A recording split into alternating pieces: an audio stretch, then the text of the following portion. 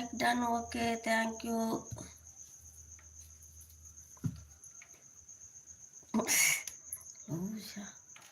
சரி பாரு, அப்புறம் பார்க்கலாம். ஓகே. எவன்டா அது காலங்காத்தால நாதாரிங்கிறான்? நீதான்டா அது. ஏய்,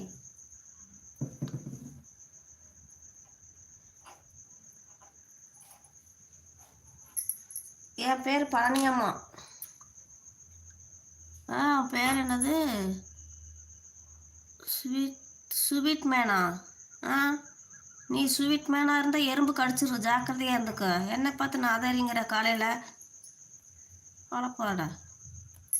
சரி, வேலை இருக்கா? சரி அழகு, போய் பாருங்க. ஸ்வீட் மேனா உன்னை தான் எறும்பு தூக்க போகுது பார்த்துக்க.